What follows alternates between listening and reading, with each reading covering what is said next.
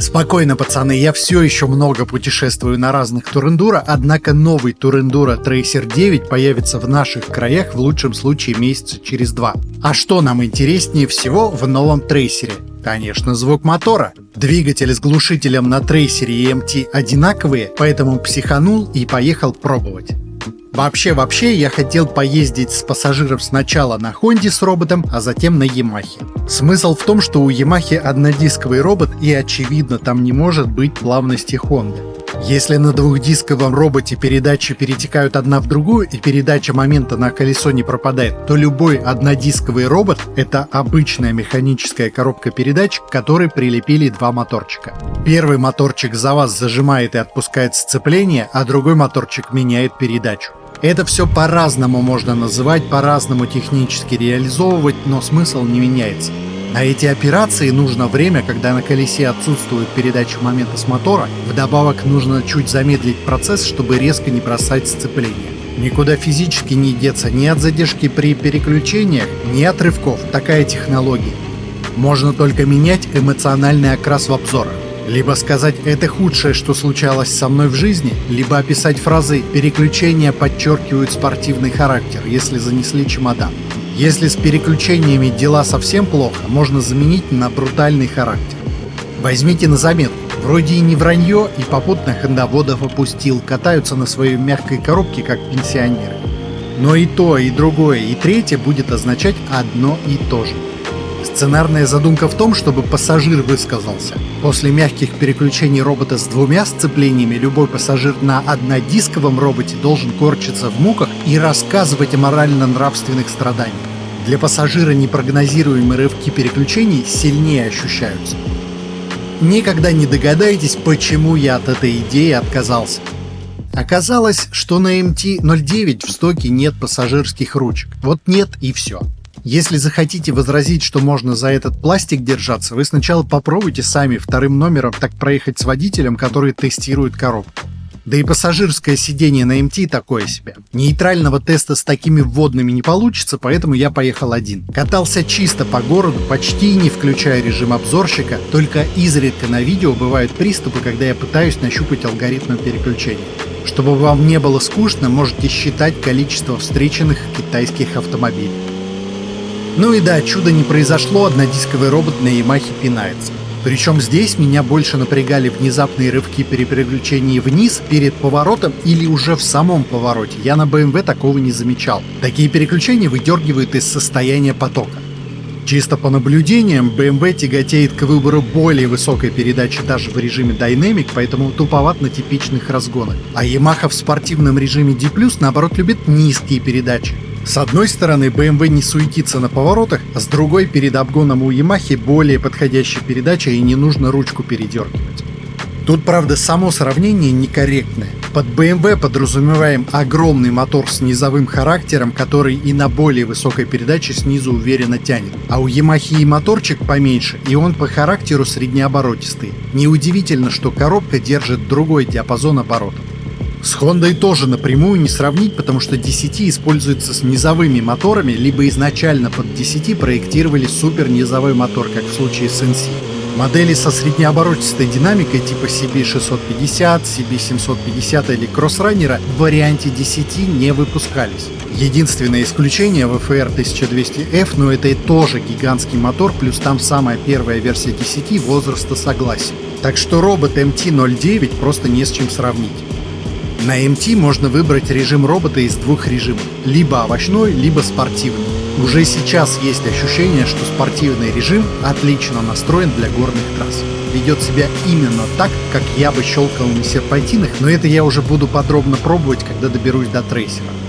В городе ни тот, ни другой режимы 100% в душу не попали, если честно, я думаю, по причине самого мотора. Либо переключение слишком рано, пока двигатель еще не раскрылся, либо ревет и слишком долго держит низкую передачу, когда не нужно. По-другому на этом двигателе и не сделать, у меня даже претензий нет. Спортивный режим почти безупречен, если не ждать чуда.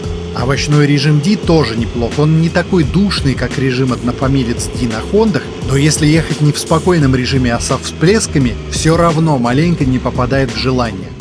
Благо тут хорошая эргономика управления переключениями. Лепестки под пальцами и можно подстраивать передачу.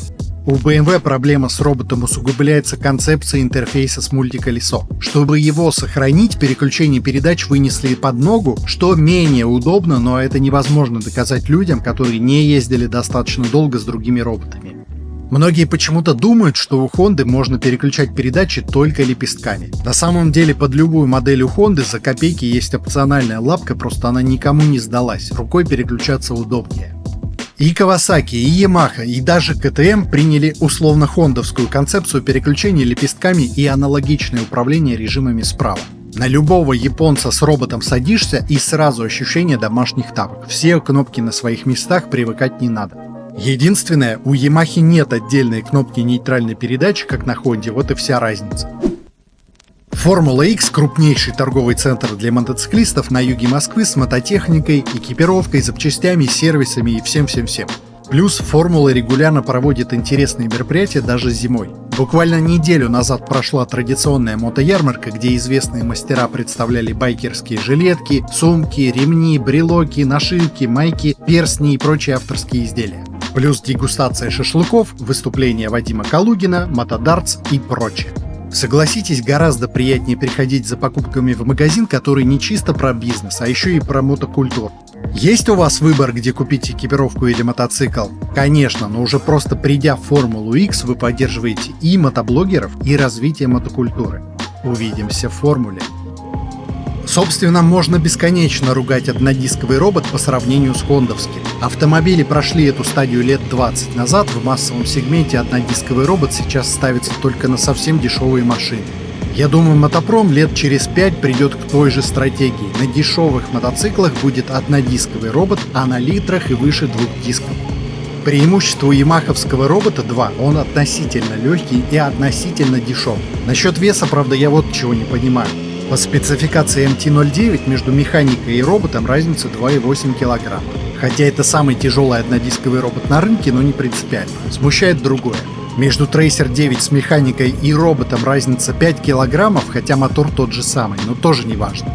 10 у Honda это все же 10 кг, хотя они могут облегчить. Например, на Honda S10 избыточная система ручника с отдельным задним суппортом и колодками чисто под ручник, плюс отдельный рычаг на руле. Система парковочного тормоза весит около 2 кг и какую-то денежку стоит, хотя парковочный тормоз можно заменить на систему блокирования коробки на передаче штифтом, либо возможностью зажать тормоз на остановке. Оставлять мотоцикл на ручнике – задача редкая, можно было бы сэкономить. На моем электроскутере вообще стояночный тормоз не предусмотрен и ничего. Основной аргумент все же в цене. У Honda за роботом нужно доплатить 1000 евро, что терпимо для дорогой модели, но много для дешевых байков. Понимая это, Honda придумала полуавтомат E-Clutch за 300 евро и уже начала его пихать в малокубатурные байки. Ямаховский робот – это 500 евро, учитывая, что на прошлом поколении один только квикшифтер стоил 250. Более того, мотоцикл с роботом продать можно будет дороже и быстрее. Я для интереса посмотрел, что там на Автору с NC-шками с 12 по 16 годы. В среднем версии с 10 выставлены на 1500-2000 евро дороже, что переводит владельцев NC на роботе в ранг техноинвесторов. Плюс есть закономерность. Чем старее мотоциклы, тем меньше на рынке доступных моделей с 10. Если с NC700 можно предположить, что из-за технофобии сначала больший процент покупался на механике, то с ранними годами NC750 ситуация повторяется. С 10 их опять меньше. Этому есть более простое объяснение. Дешевые мотоциклы с 10 сметают как горячие пирожки, и покупатели готовы немного пожертвовать свежестью ради автомата. То же самое будет и с MT-09 и с трейсером. Вы больше потеряете в цене, пытаясь продать механику на вторичке. Более того, я говорил это в обзоре BMW и повторю сейчас. При всех минусах однодисковых роботов это все равно лучше, чем механика для асфальтовых мотоциклов. Это самое важное, что нужно из ролика запомнить. Даже если рывки робота прям уж совсем невыносимы, все роботы имеют прекрасно функционирующий ручной режим, когда сам контролируешь переключение.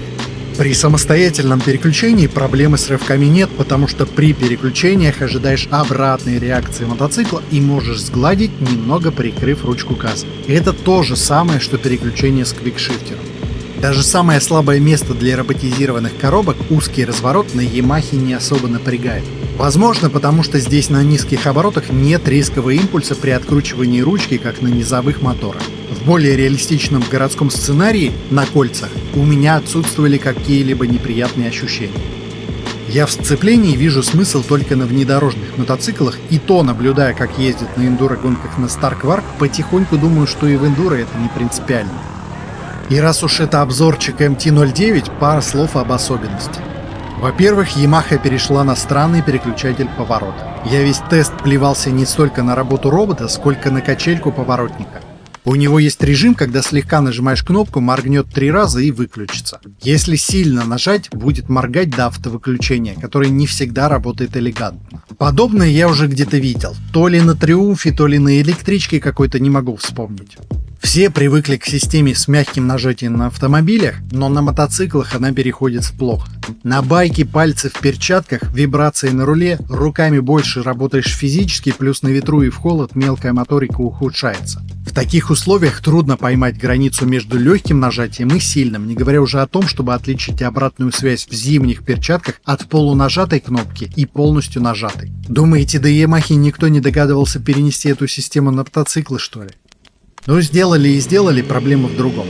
На обычном мотоцикле ты знаешь, что нажимаешь в центральную часть поворотника и гарантированно отключишь сигнал. Если классическая механика без автовыключения, еще можешь получить точную обратную связь через щелчок, работал поворотник до этого или нет. У Yamaha качелька без центральной зоны, отключается и включается поворотник одинаковыми движениями. По сути, примерно как на Харлеях и старых BMW. Чтобы убедиться, что именно выключил поворотник, а не включил, или до выключения сработало автовыключение и заново включил поворотник, нужно посмотреть на экран, который внизу, вне поля зрения. Вроде человечество лет 40 как поняло, что удобнее иметь отдельную зону выключения поворотника, а тут опять инновация с дедушкиных гаража.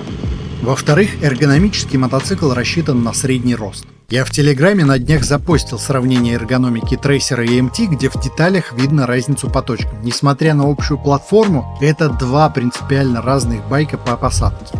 Даже при том, что у самого Трейсера посадка на грани с точки зрения туристов, но у MT и между подножками и сиденьем сильно меньше места с острым углом в коленях даже в нижнем положении подножек. Да, тут регулировка по высоте есть. Еще и руль низкий. На модели 2024 года, кстати, значительно перекроили эргономику, задрав подножки и опустив руль.